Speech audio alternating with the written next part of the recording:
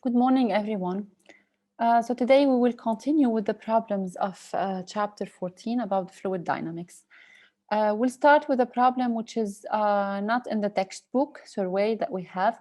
It's from an external reference. So I put the given in here. The horizontal pipe shown in this figure, as you can see here, it has a cross-sectional area of 40 centimeters squared at the wider portions and 10 centimeters squared at the constriction. Water is flowing in the pipe, and the discharge from the pipe is given by 6 × 10⁻³ meters, cubic meter per second, which is equivalent to 6 liters per second. You have to find the flow speeds at the wide and the narrow portion.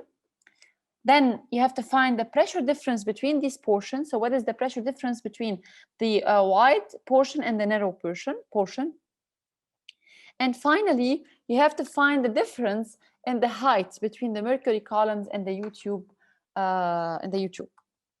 So this is it.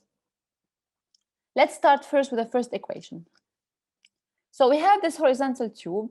Let's refer this the cross section, the wide cross sectional area to A1. To let's refer it to. Let me choose the another color. So let me refer to A1. That is equal to 40 centimeter squared, and let's call V1 to be the speed in the wide portion, and let's call A2 to be the cross-sectional area in the narrow portion, with V2 is the speed in this narrow portion. And therefore, also they say that the discharge from the pipe is given by 6 × 10⁻³ cubic meter per second. So this is nothing else than the flow rate, actually. So it's called here discharge, but this is nothing else than the flow rate, because the discharge is being done at this rate, which is given by 6 × 10⁻³ cubic meter per 6 × 10⁻³ cubic meter per second. And don't forget, finally, that the flow rate, it's nothing else than, as we have seen earlier, it's defined by the product between the cross-sectional area and the speed in a given portion in the tube. And of course, you remember, we know from the continuity equation that this flow rate is constant over a pipe for an ideal fluid flow. So AV is equal to a constant, which means that if you narrow the pipe, then you will get higher speed, and vice versa. السؤال الأول قد speed at the wide and the narrow portions. So as you can see, we already can get the value. So we know that the flow rate is equal to A times V. This flow rate, we can apply it in the wide portion. So in the wide portion, it gives A1 times V1. Since A1 is known in this case, it's equal to 40 centimeters squared, and the flow rate is known. So the only unknown is V1. And so we can deduce the value of V1 from the given about the flow rate. So let's do it.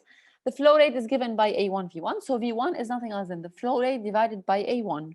So it's given by 6 × 10⁻³ divided by 40 times 10⁻⁴. So don't forget that you should here convert from centimeter to meter so that you can get the correct unit for the speed. So we end up with the value 1.5 meter per second at the narrow, at the wide portion, and at the narrow portion we can apply exactly the same thing, because the continuity equation tells us that the flow rate is the same, is constant over the flow. That means that this flow rate could also be applied for A2V2, so at the narrow portion. So from here we can deduce that V2 is nothing else than the flow rate divided by A2. And so this is what we have written in here. So V2 is equal to the flow rate 6 × 10⁻³ divided by the A2, which is given by 10 centimeters squared. So 10 times 10⁻⁴. So we end up with the value 6 meters per second. And of course, as expected, the speed at the narrow portion is of course expected to be higher than the speed at the wider portion, simply because of the continuity equation. So that was the first question. Now the second question is, we have to determine the pressure difference between these two portions. So what is the pressure difference between this portion in here and the portion in there? So in order to determine this, we have to consider basically the Bernoulli equation between 2 points, one point in the wide portion, and another point in the narrow portion. So if we apply, let's take this, any 2 points. So let's take the point 1 to be in here, and then point 2 to be in there. The only criteria here, or the only criterion actually, or the criteria in general in this case, is that points 1 and 2 should each one belongs to one portion. يعني الشرط الوحيد هون إن البوينت 1 تكون بالوايد portion والpoint 2 تكون بالsmall portion. So let's apply Bernoulli's equation to the points 1 and 2. We end up with P1 plus half rho V1 squared plus rho G Y1 is equal to P2 plus half rho V2 squared plus rho G Y2. So at this point, the pressure is P1, and at this point, the pressure is P2 with V1 and V2 also respectively. So of course, we choose the points 1 and 2 to be at the same level because it's much easier to deal with. يعني لما ننقل نقطتين على نفس الليفل على نفس المستوى، بهذا الشيء بخولنا انه نختصر احدى terms بقلب Bernoulli's equation.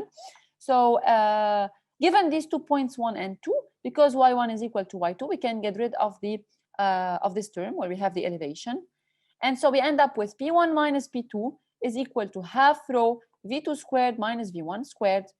If we simply make the numerical application, we end up with half times 1000 is the density of the water that is flowing, times V2 is 6 squared minus 1.5 squared, so we end up with 1.69 10 to the power 4 Pascal. So this is the difference in the pressure between the wide portion and the narrow portion. Now we have to find the difference in height between the mercury columns and the U-tube. So what is this H? Okay, this is quite simple to deduce in the case we have a U-tube shape. Why? So I've taken our points to be one on top of the first left arm of the U-tube and another one on the on top of the right arm of the U-tube. All right, and we know what is the difference between P1 and P2. Now let's have a look at the U-tube and let's try to evaluate H. So in this U-tube, we can actually choose basically 2 points, point M and point N. So of course, these points should be at the same level so that we can have an equation PM equals Pn, so that both are equal. So let's do it now. We know that P at the point M, the pressure at point M, is equal to the pressure at the point N. According to the fundamental relation of hydrostatic, we know that the pressure at the point M is given by the pressure at the top point, which is known. Now, at the point 1, we know what is the pressure. It's given by P1, and we know that the water is flowing in this direction. But the most important thing is that we need P1. So this is P1, right? Plus, on top of the point 1, we have a column of water that is on top of the point M. Okay, so let's call this H water, for example. So if they call this H water, we can write down then PM is equal to P1 plus rho of the water times G times H of the water. Now, what about the point N? Let's check. So the point N, which is at the same level as the point M, and they are chosen in this way because we need to make the equality between PM and Pn in order to access the H. So Pn is given by P2, just like we did for 1, using the fundamental relation of hydrostatics. The pressure at point N is the pressure at the top point 2, where the pressure is known, plus the pressure exerted by the fluid on top. So here we have 2 types of fluid on top of the point N. We have H, a column of mercury of height H, and we have another column of water. So let's start with the first. We have rho mercury times G times H, plus we have rho of the water times G times. So here the column of water is only this part in here. So the height of this portion is h water minus h. So let's write it down. It's h water minus h. And now we can just make them equal. So if we write down Pm equals to Pn, we end up with P1 plus rho water times G times H water equals P2 plus rho mercury G H. Okay, this is called H, right? Plus rho water G H water minus rho water G times H. Now have a look. Raw water, GH water, it's on both sides, so we can simply reduce it. We can get rid of it. And here we end up with, in the second here equation, it becomes P2 plus rho of the mercury minus rho of the water multiplied by GH. So here we have the same term, the same factor in both these terms. So this becomes rho water, rho mercury minus rho water multiplied by the common factor, which is G times H. So as you can see, we can get out of this equation P1 minus P2, P1 minus P2 is equal to rho mercury minus rho water multiplied by G multiplied by H.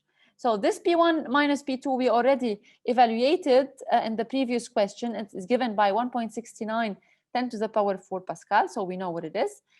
This term, of course, also we know the densities of both mercury and water. G is of course known. The only unknown becomes the height. So here what we have done is that we have used the U-tube in order to, and we have just chosen two points in the U-tube at the same level, okay? And these points, they are chosen in such a way that we have the points 1 and 2 just on top, so that we can relate the pressure at this point with P1 and with P2, because we know what is P1 minus P2. And so you just make here the numerical application. Everything is written in here. You end up with H equals 0.137 meter. So this is it for this problem. As you can see here, we have combined kind of both the fluid motion with the fluid in a U-tube. So as we know by the fluid statics, we have seen in fluid statics.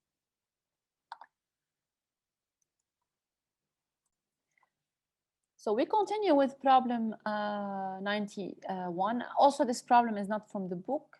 It's from an external reference. So water flows steadily from an open tank, as shown in this figure. The elevation of point 1 is 10 meters, and the elevation of points 2 and 3 is 2 meters. So as you can see, the point 1 is 10 meters high with respect to this level, and 2 and 3, they are at the same level. The cross-sectional area at point 2 is 0.048 meters squared, and at point 3, it's given by 0.016 meters squared. The area of the tank is very large compared to the cross-sectional area of the pipe. So already here they told you that SA1 is quite big, and it could be, it's quite big with respect to A2 and A3. So in principle, we could neglect the speed of the fluid and this surface with respect to the speed at 2 and at point 3. Assuming that Bernoulli's equation applies, compute the discharge rate in cubic meters per second and the gauge pressure at the point 2. So in the first question, we need to evaluate the discharge rate in cubic meters, which means by this they mean the flow rate. And as you know, the flow rate, it's nothing else than the product A multiplied by D. So to compute the flow rate, we need a point where we know A and V at this point, and then we will make the calculation. So point A is not a good point 1. Is not a good point in principle, because so at this point we have a very large cross-sectional area and in principle very small speed. So it will not really help us in determining the flow rate. Now there is also the points 2 and 3. And what concerns point 2, so point 2, we don't know everything about it. We know, for example, that at but however, at the point 3, we know almost everything. So we know at point 3 that, for example, the pressure is equal to the atmospheric pressure, P node. We don't know what is the value of the speed at this point 3, but also we know the elevation of the point 3. So in principle, for the point 3, we have only one unknown, which is the speed, while for the point 2, we have more than one unknown. So we have the pressure and the speed. So that's why let's take point 3 to determine the flow rate. So let's actually take the point 3 and then determine the flow rate by multiplying the cross-sectional area at point 3 with the speed at point 3. So to do this, we need to determine the speed. I mean, the speed is not given and we have to determine it. We can determine it actually by applying Bernoulli's equation between 2 points. So at this point, we know the pressure, we know the height or the elevation with respect to the ground floor. So we need to determine another point where in principle we know the pressure and the other variables. So the best point would be point 1 for many reasons. So first of all, the elevation of point 1 is known. It's given by 10 meters. So we know Y1. Okay. The pressure at the point 1 also is known. It is equal to the atmospheric pressure because the given states that the water, it flows from an open tank, which means that here it's open to the atmospheric air. And it's true that we don't know what is V1, but we know in principle that they say that the area of the tank is very large compared with A2 and A3, which means that V1 is very small compared to V3. So let's apply Bernoulli's equation between points 1 and 3 and see what we will have. So between points 1 and 3, we end up with P1 plus half rho V1 squared plus rho Gy1 is equal to P3 plus half rho V3 squared plus rho G times Y3. So let's start first. P1 is equal to P3 is equal to the atmospheric air. So P is known on both sides. As we have said, so let's take this reference for the zero level reference for the elevation. So like this, we can then determine Y1 and Y2, and you can simply see that Y1 is equal to 10 and Y3 is equal to 2, and in this case Y3, pardon. And still we need to show simply that V1 is very small compared to V3. So if you use the continuity equation, we can see immediately that V1 is equal to A3 divided by A1 times V3. And we know from the given that A3 over A1 is very small compared to 1, which means that we can neglect the value of V3. So we can already reduce the pressure because on both sides it's the same.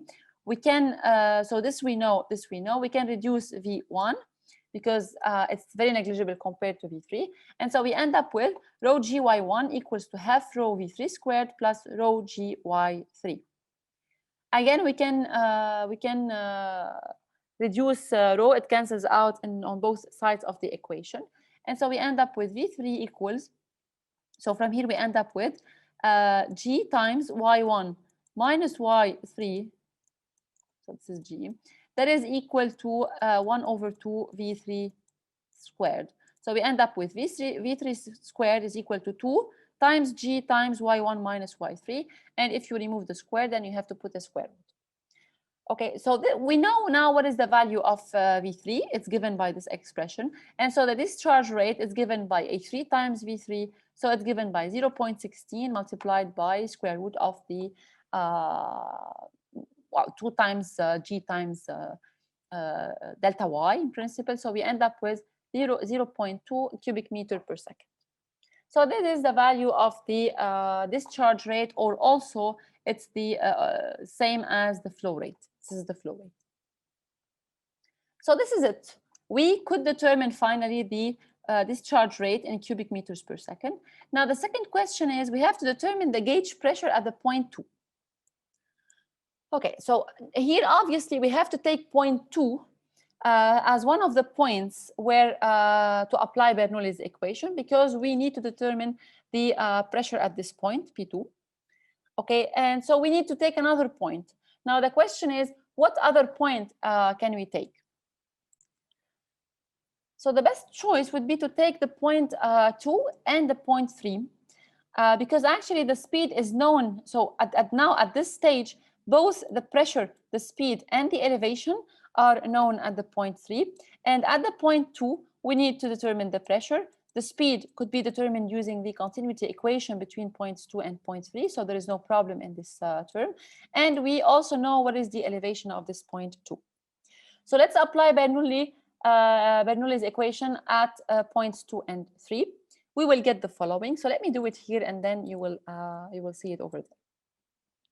So let's apply Bernoulli between points 2 and points 3. So we end up with P2 plus half rho V2 squared plus rho G times Y2 is equal to P3 plus half rho V3 squared plus rho times G times Y3.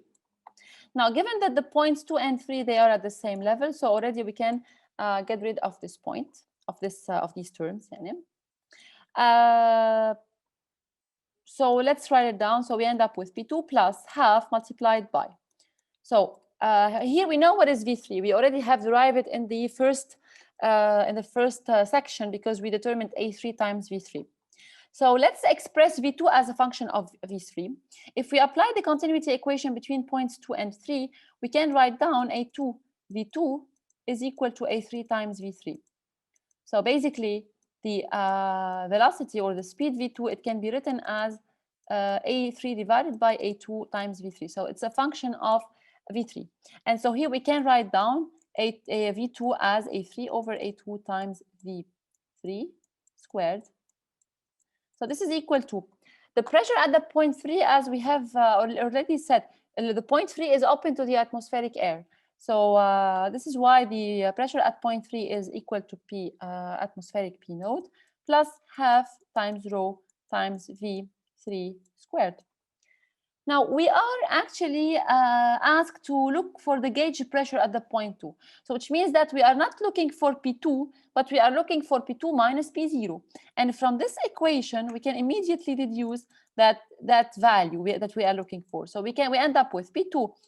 We get this P0 on the first side of the equation, and we get this term on the other side of the equation. So we end up with P2 minus P0 is equal to half times rho in factor V3 Q squared minus the whole term times V3 squared.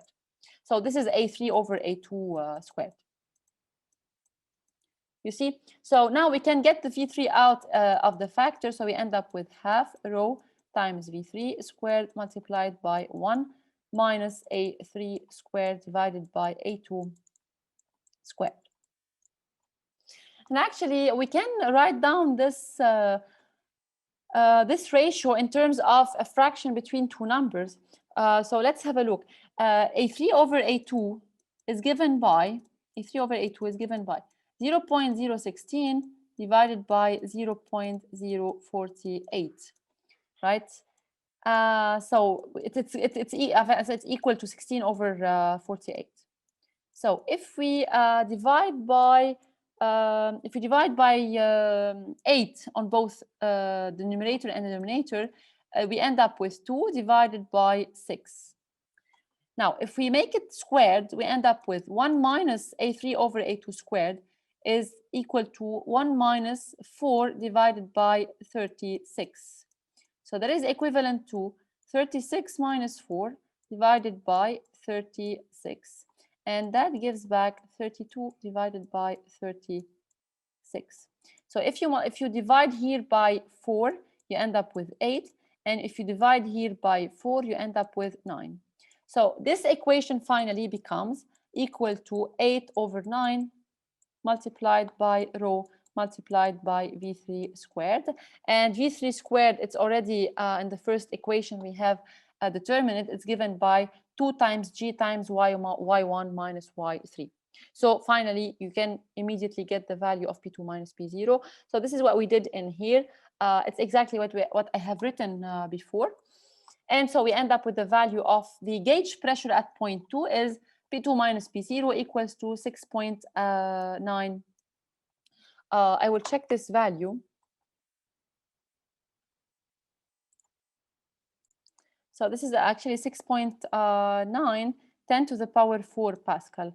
6.97. Yeah, this part طايرة بالcopy paste. So in principle, it should be okay now. Okay, so this is it for this problem. So as you can see, you always have to deal with these basically three equations: the continuity equation, Bernoulli's equation, and then in some cases you will need also to use the fundamental relation of hydrostatic, which we have seen when studying the fluid statics. So this is it for this problem. Now let's move on with another problem. But I will not do this one. I will start first with the 51, and then I will come back to the other one. Problem 51. This one is from our textbook. So we have a siphon is used to drain water from a tank, as illustrated in the figure below. So this is the figure of the siphon. So you have here a tank, and the siphon, it has a cross-sectional, a uniform cross-sectional area along it. So the siphon has a uniform diameter. Assume steady flow without friction. So in principle, we assume that we have an ideal fluid flow. If the distance h is equal to 1 meter, and this is the distance between the surface of the water and the tank and the level where the water, it goes out, or it just flies out of this siphon, you have to find the speed of the outflow at the end of the siphon. So what is this speed in red in here? Okay, if you want to determine the speed at this point, let's actually define this point as a point where to apply Bernoulli's equation. And we will have to take another point. So this point, at this point B, in principle, we know many things. So first of all, we know that the pressure is given by the atmospheric pressure P node, given that the point P is open to the atmospheric air. That's number one. We don't know what is the speed at point B. This is what we are looking for. But also we know the y, the elevation of the point B. And actually, more particularly, we can take the level at point B to be given by yb equals 0. So only one variable is unknown and the two others are known. Now we have to determine another point because in Bernoulli's equation, we need 2 points. So let's take the point at the level of the water in the tank. So this tank is also open to the atmospheric air. So we know that the pressure at the point A is given by the atmospheric air, which is P node. We know that so this is VA and this is YA. So in what concerns YA, we know that it's equal to H with respect to the level, our Y equals 0 level. So Y is known, the pressure is known, and in principle, VA, it's not known, but we can determine it using the continuity equation so that we can relate it to the point B. So let's apply Bernoulli's equation at points B and A. So we end up with PA plus half rho VA squared plus rho GYA equals to PB plus half rho VB squared plus rho GYB. So we start first by reducing the pressure terms because they are the same on both points A and B. We take YB to be equal to 0. This is our choice for the reference. And for this choice of the reference, YA is given by H. So in principle, everything is known in this equation except VA and VB. But using the continuity equation, we know that VA is very small compared to VB. So I didn't say anything about the cross-sectional area in the tank, but they use the word tank, and the siphon, it has a small cross-sectional area in principle.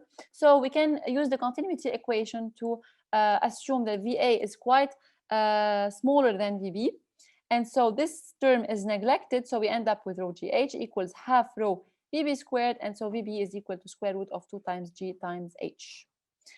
So here there are no numerical applications in principle. See, there are some numerical application. So we end up with square root of 2 times 9.8 multiplied by 1, and this gives you the value. So this gives us the value 4.43 meters per second. So this is it for this part. It's quite easy. You know, when applying Bernoulli's equation, the key point is to find the correct points where to apply Bernoulli's equation. And most of the cases, you have to look at the point where you need to determine some variable like the speed or the pressure. So this point is definitely one of the points. And then you have to choose the other point such that this point is useful for the for your calculation, and in such a way that you know everything about the other point. So this is it for this part. So let's continue with part B. What is the limitation on the height of the top of the siphon above the water surface? With a hint, for the flow of the liquid to be continuous, the pressure must not drop below the vapor pressure of the liquid. So that means in this case that if you want the water to keep going inside the siphon and the flow to be continuous, the pressure at the highest point, which is point C, let's take this point C to be the highest point. So the pressure at the point C should always be greater or equal than the pressure of the vapor of the water. Okay, and the pressure of the water vapor is around 0, so it's equal to 0.03, which is almost close to 0. So we will say that this fluid will keep moving inside the siphon if the pressure at point C is greater than 0. So let's go and determine what is the pressure at the point C. To do so, let's take the Bernoulli's equation to points C and B. So let's write them down. We end up with PC plus half rho Vc squared plus rho GYC is equal to PB plus half rho VB squared plus rho GYB. Now, given that Vc and Vb, they are equal, because according to the continuity equation, we know that the product of A times V is equal to a constant. And since in this case, A is all the time constant because it's a uniform pipe, therefore V is its constant as well. So we end up with the pressure at point C is the pressure that we are looking for, plus rho times G times the height of the level C with respect to the y. Our y equals 0. It's given by y plus h. That is equal to P0 or P node, which is the atmospheric pressure, plus rho times G times 0, where we have taken the elevation of the point B to be equal to 0. Now, since we are looking for the height of this top point with respect to the surface of the water, with respect to this surface in here, we will consider that h is equal to 0. So in other words, we will consider that this siphon is moving out of the tank, and actually this exit of this point is the point B is at the same level as the surface of the water. So now our it's like saying that our y equals 0 reference level, it becomes at the same level as the surface of water.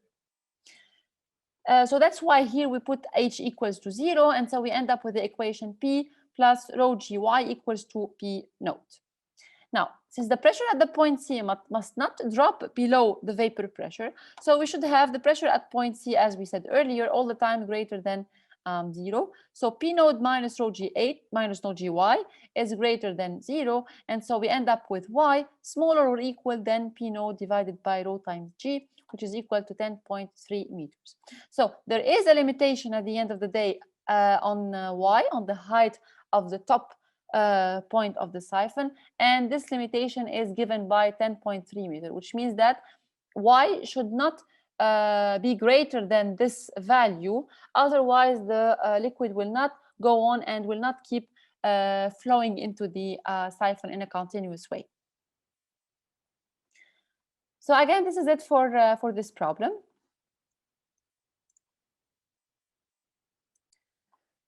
So we have one more final question. It's problem 54. So the figure below shows a water tank with a valve at the bottom. If this valve is opened, what is the maximum height attained by the water stream coming out of the right side of the tank? Take these values to be the values for the h, the height of the water between the water tank and the lower bottom, L, which is actually the length of this part of the system where the water goes out, and theta to be equal to 30 degrees.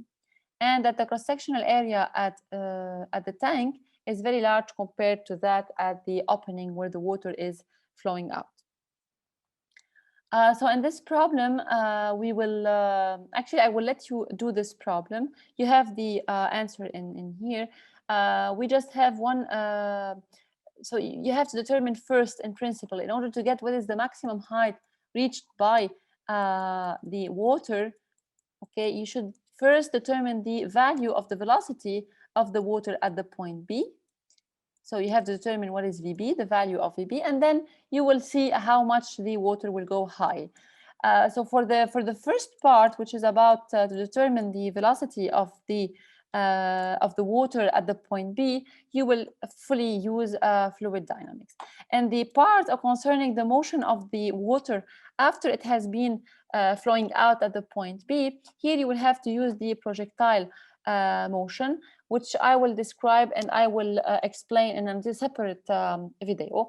So I will keep this problem till the end. If you want to solve this problem, I will advise you first to do this per part, where you need to determine the speed of the water at the point B. And then later on, when we explain the projectile, you will see how we solve it to determine the highest point reached by the water. So this is it for this list of problems about the fluid dynamics.